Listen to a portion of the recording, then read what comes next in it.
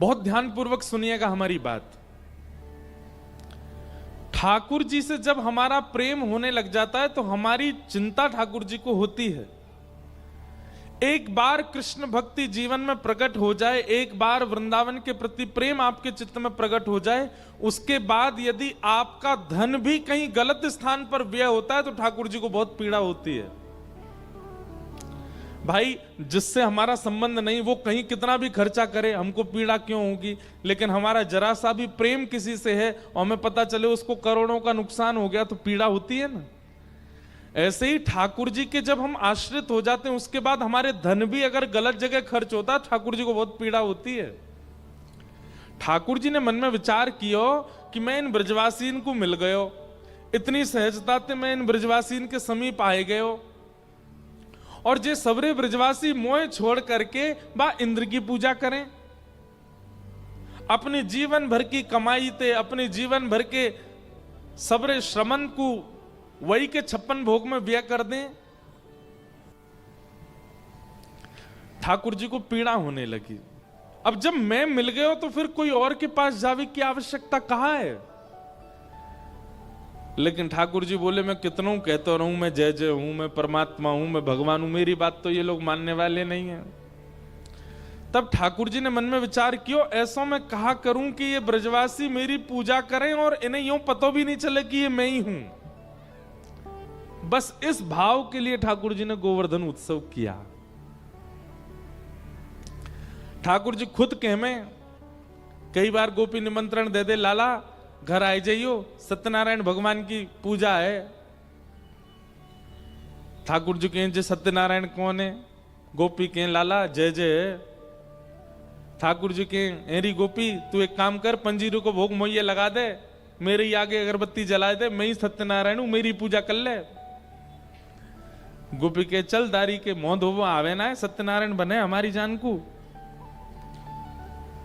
ठाकुर जी बोले भैया इन गोप ग्वालन ने ये विश्वास ही नहीं होगा कि मैं परमात्मा हूं। क्यों? क्योंकि प्रेम की अवस्था इतनी अतीत में जा चुकी है, प्रेम इतना अति हो चुका है कि अब परमात्मा स्वीकार नहीं किया जा रहा है। प्रेम अथाह जहां होगा वहां प्रभुता का दर्शन नहीं हो सकता। प्रेम अथाह जहां होगा वहां व्यक्ति की श्रेष्ठताएं गौड़ हो जाती हैं, श्रेष्ठता दिखाई नहीं देती।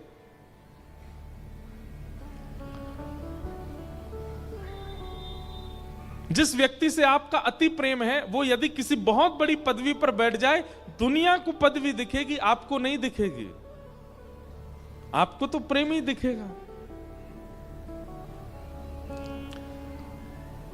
ठाकुर जी चाहे अघासुर मारे, बकासुर मारे, पूतना मारे, अरिष्टासुर मारे, कितने भी राक्षस मारे, अरे कहां तक कहें ब्रजवासियों के सामने कालिया नाग पर नृत्य करने लगे ठाकुर जी।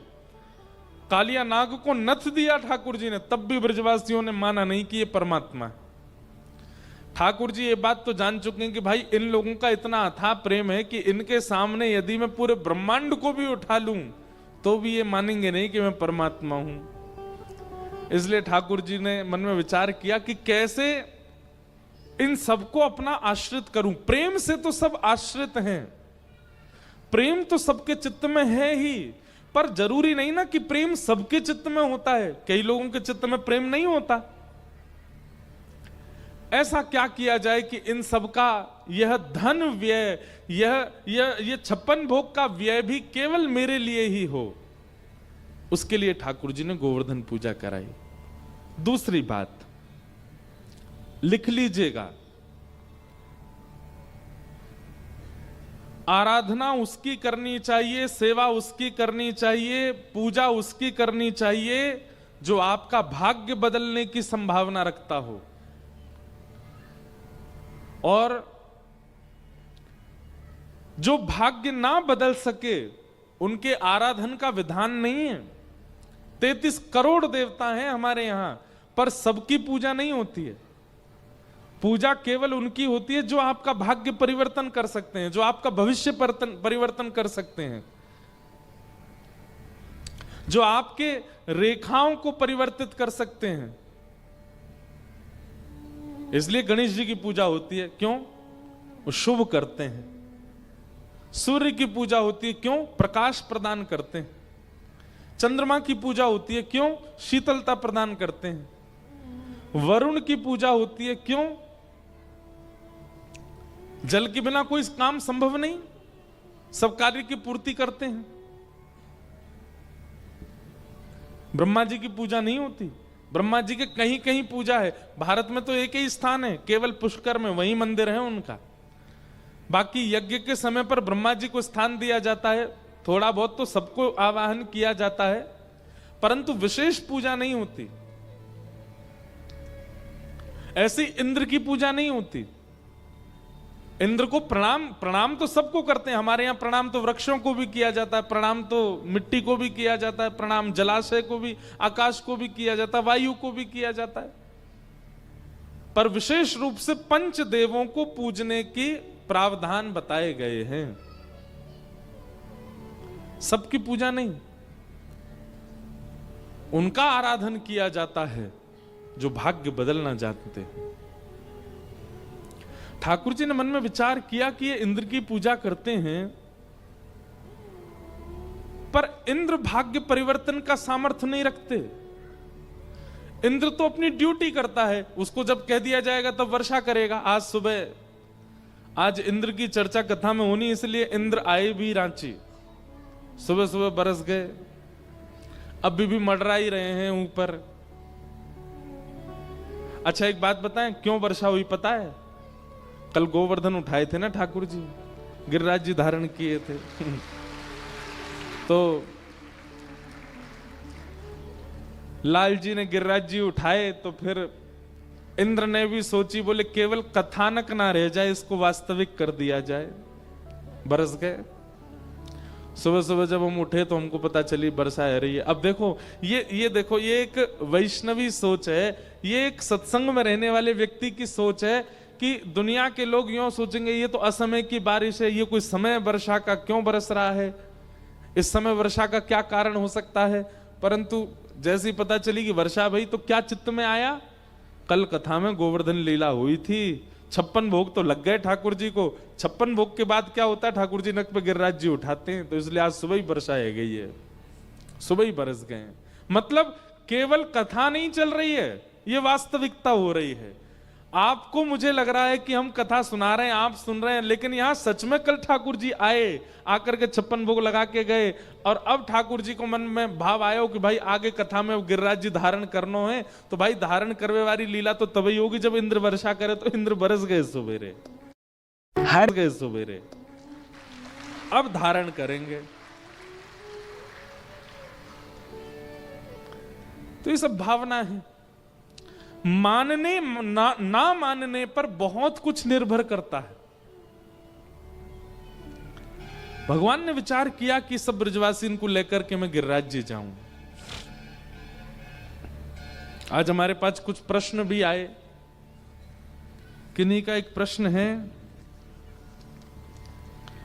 मेरी आयु 25 वर्ष है और मैं हरे कृष्ण महामंत्र का जाप करती हूं, किंतु पूज्य श्री प्रेमानंद जी महाराज को सुनना है कि श्री राधा नाम की तरफ मन भागता है।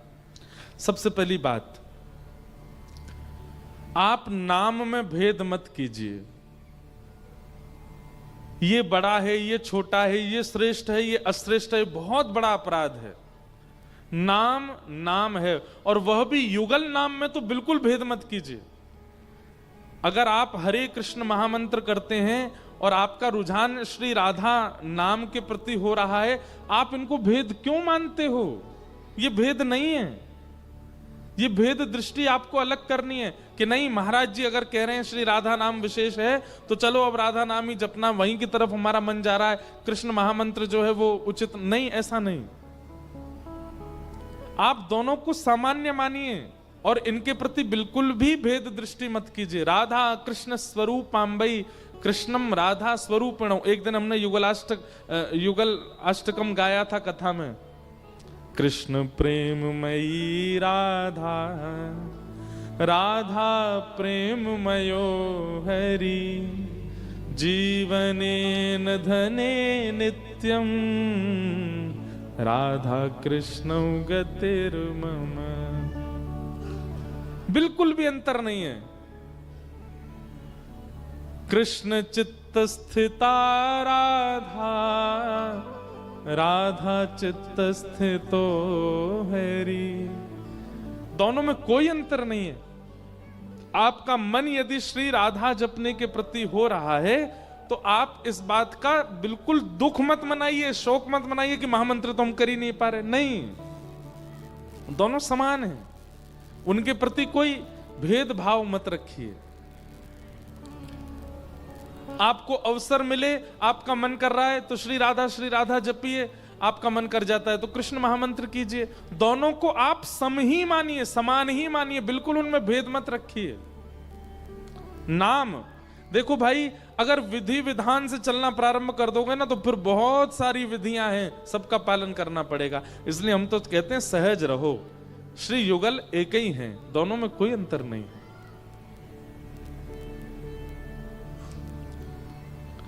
फिर आपने कहा, कई लोग कहते हैं कि श्री राधा नाम जपने के लिए बहुत शुद्धता चाहिए। वो तो किसी भी नाम को जपने के लिए मानसिक शुद्धता तो होनी ही चाहिए। और हरे कृष्ण महामंत्र किसी भी स्थिति में जप सकते, ऐसा बिल्कुल नहीं है। हाँ, ये जरूर है कि कलि संतरणोपनिषद में हरे राम पहले आता है, हरे कृष्ण बाद में आता है। फिर बाद में इसका विचार किया गया तो सहजता के लिए हरे कृष्ण पहले कर दिया गया। पर हरे कृष्ण पहले करने का मतलब यह नहीं है कि आप किसी भी अवस्था में भी गाओ। मन की शुद्धि तो बहुत आवश्यक है। हाँ, कई बार तन हमारा इतना ज्यादा, तन वैसे भी कितना भी नहा लो, क्या पवित्र हो सकता है? कभी नहीं। पर मन पवित्र होना चाहिए। मन पवित्रता का मतलब मन में किसी के प्रति ईर्ष्या नहीं, किसी के प्रति दोष बुद्धि नहीं, कोई क्रोध नहीं, काम नहीं, लोभ नहीं, इन सब चीजों से रहित मन हो, तब भगवान नाम गाओ, चाहे राधा नाम गाओ, चाहे महामंत्र गाओ। अब ये तो ऐसी बात हो गई कि आपको पड़ोसी से बहुत ईर्ष्या हो रही है, उसके बहुत उपलब्धियों से आपको बहुत कष्ट हो रहा है। अरे राम राम, इसको इतने पैसा कहां से मिल रहे हैं, इसके पास नई नई गाड़ियां कहां से आ रही हैं, हरे कृष्ण कृष्ण कृष्ण हरे हरे हरे राम राम राम हरे हरे। मन इतना मैला है तो आप महामंत्र भी कैसे गा सकते हो? चाहे हरे कृष्ण महामंत्र हो, चाहे श्री राधा नाम महामंत्र हो, आपको दोनों स्थिति में मन से तो शुद्ध होना ही चाहिए। हां, मैं एक बात कहता हूं कि जब जब दोष उत्पन्न होता हो चित्त में, जैसे कि काम प्रकट हो रहा है, चित्त में काम व्याप्त हो रहा है, उस समय क्या करें? तुरंत नेत्र बंद करो, ठाकुर जी का स्मरण करो। हे ठाकुर जी, मेरे चित्त का ये काम वर्धन हो रहा है, आप कृपा करके इसका नाश कीजिए। ये काम रूपी कंस प्रकट हो रहा है। हरे कृष्ण कृष्ण कृष्ण हरे हरे हरे राम। इस भावना से आप कर सकते हो। आप चित्त में आए हुए दोषों के नष्ट कर निवारण के लिए नाम जप करो। बाकी तन की स्थिति तो चाहे आप कितना भी पवित्र हो लीजिए तो भी पवित्र तो नहीं हो। कर्माबाई की कथा सुनिए। कर्माबाई के पिताजी बोल के गए, ए कर्मा, हम जा रहे हैं, हमारे पीछे से हमारे लड्डू गोपाल की सेवा करना, खिचड़ी बना के भोग लगाना। कर्मा ना नहाती है ना धोती, सुबह उठते ही सीधे चूल्हा पे रखा पतीला, घी डाला, खिचड़ी बनाना प्रारंभ। नहाई धोई भी नहीं है अभी, और खिचड़ी बनाती है, उसमें नमक डाल रही है, मसाले डाल रही है, सब नींबू आदि निचोड़ करके, और जिस दांतुन से दांत मांज रही है उसी के पिछले भाग से चला भी देती है खिचड़ी को। ऐसी अवस्था उसकी।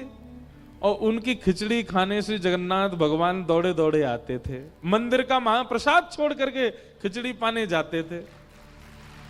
क्यों?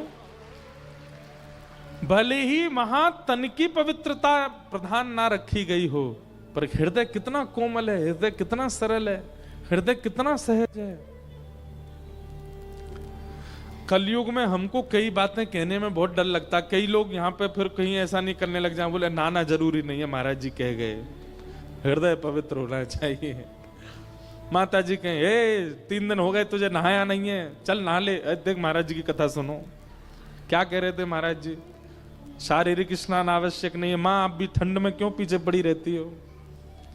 इसका मतलब यह नहीं है कि अपने कर्तव्यों से भाग जाओ।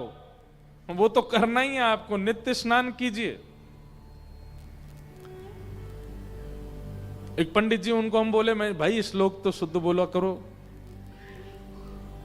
गंगे च यमुना चैव यमुने चैव बोलो, थोड़ा शुद्ध आप श्लोक की बात करते हैं, मैं तो उस श्लोक की बात करता हूं महाराज जी, मुझे क्या समझा रहे हो आप?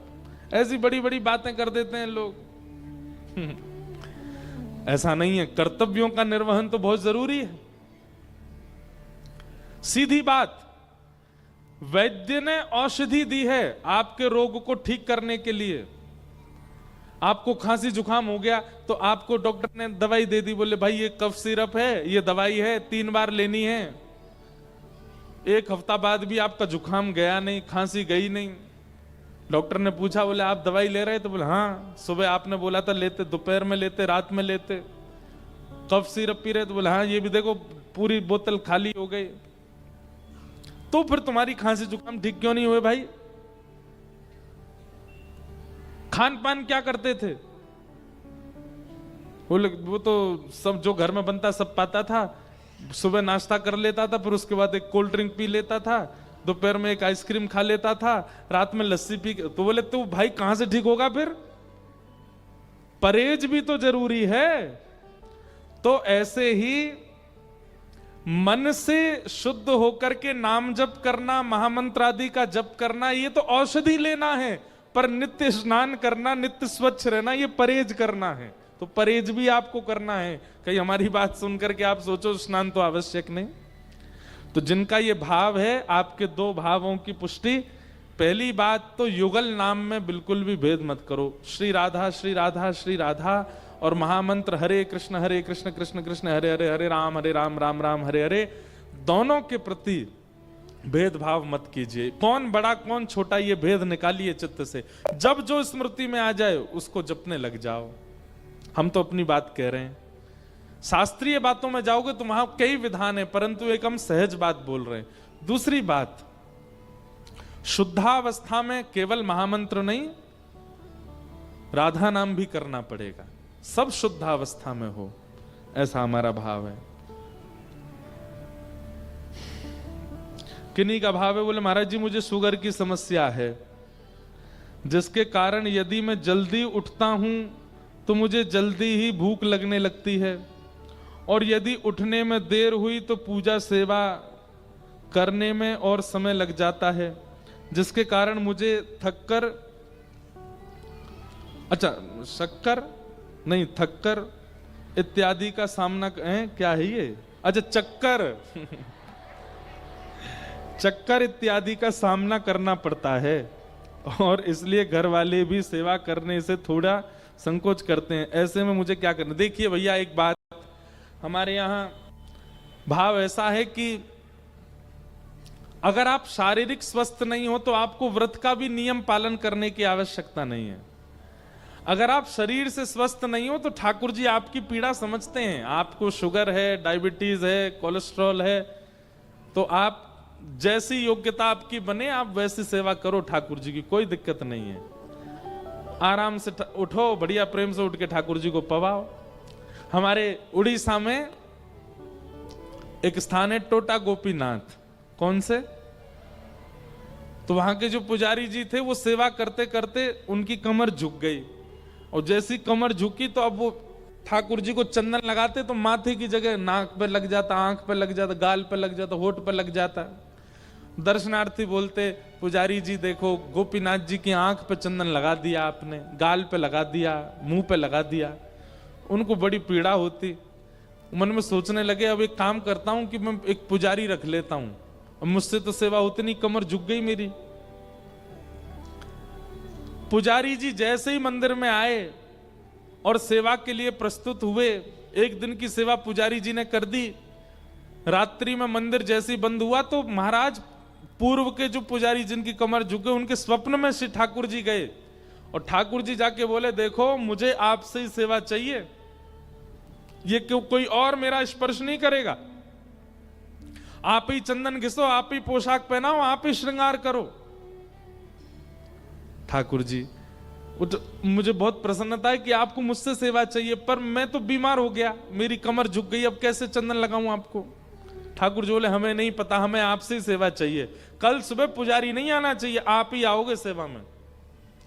बेचारे प्रसन्न भी हो रहे थे पर रो भी रहे थे।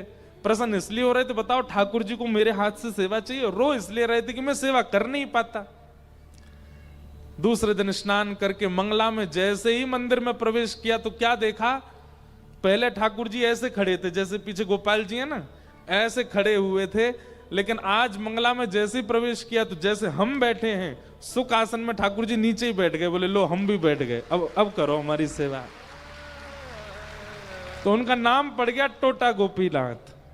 ठाकुर जी बैठ गए। एक टोटा गोपीनाथ जगन्नाथपुरी में भी हैं, पर एक टोटा गोपीनाथ है जहां बैठे हुए हैं ठाकुर जी और प्रेम से कर रहे हैं, आनंद कर रहे हैं। तो आप यदि अस्वस्थ हैं तो भैया कोई जरूरी नहीं है कि आप बिल्कुल ही अपने जो है शुगर के ऊपर चक्कर खा के काउ देना गिर मत जाइयो, भैया प्रेम से करो, जैसी सहजता रहे। पता चली ठाकुर जी गोद में आए तभी चक्कर आ गए तो खुद भी गिरोगे, लाल जी को भी ले गिरोगे। इसलिए अपना सब कर करा के भोजन पानी जैसे आपको रुचि लगे वैसे ठाकुर जी की सेवा कर लिया करो। फिर आप दूसरा बात क्या कह रहे हैं, महाराज जी आपने कहा था कि हमें विनम्र होना चाहिए और क्रोध नहीं करना चाहिए, परंतु अगर कोई व्यक्ति हमारे परिवार या खास व्यक्ति को कोई अपमानजनक बात कहे और उस पर हम यदि क्रोध करें जब सामने वाला गलत हो, तब क्या हमारा क्रोध करना उचित है? देखिए, किसी को संभालने के लिए, संवारने के लिए, समझाने के लिए, रक्षा के लिए क्रोध किया जाए तो वह उसमें दोष नहीं है, पर ईर्ष्यालु बन करके, ईर्ष्या युक्त होकर के किसी का गलत चाहते हुए क्रोध करना गलत है। अब कोई आपको बुरा बोले ही जा रहा है, बोले ही जा रहा है, बोले ही जा रहा है, कब तक क्षमा करोगे बेचारे को? अब उसकी बात सुन करके तो थोड़ा क्रोध आपने कर दिया तो कोई दिक्कत नहीं, पर हाँ एक चीज कर लिया करो, अगर किसी पर आपने क्रोध कर दिया है, पापा आई वांट मशरूम्स,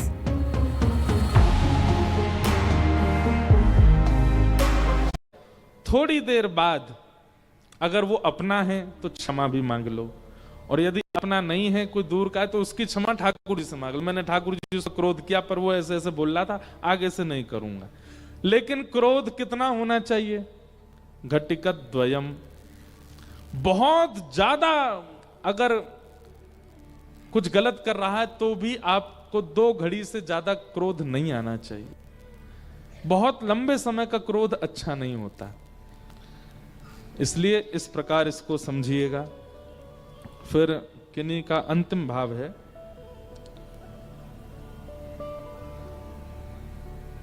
घर में अगर किसी की मृत्यु हो जाए तो तुलसी की माला अशुद्ध हो जाती है क्या? नहीं, तुलसी जी सदा पवित्र रहती हैं, पर कई जगह ऐसा भाव है कि तुलसी माला जो आपने कंठ में पहनी है वो जिस सूत्र में है, जिस धागा में है, वो तो कई बार हो जाता है। कई लोग मानते हैं इस बात को, कई लोग नहीं मानते। वो तुलसी निकाल के फिर दूसरे धागा में पिरो करके फिर उसको धारण कर लेते हैं, क्योंकि घर में सूतक होने के बाद तो कलावा भी उतार दिए जाते हैं। कोई भी ऐसी सामग्री, स्वर्ण नहीं, चांदी नहीं, तुलसी नहीं, रुद्राक्ष नहीं, ये सब अपवित्र नहीं होते। बाकी जो धागा होता है, जो कपड़े की वस्तु होती है, जो सूत की वस्तु होती है, वो तो उसको परिवर्तित करने का विधान है। कई जगह है, कई जगह नहीं भी है। अब आप लोग इसमें जैसा मत रखो, हम अपने भाव कह रहे हैं, आप इसमें करने का प्रयास करो। तो ये आज के कुछ भाव। ठाकुर जी सब ब्रजवासी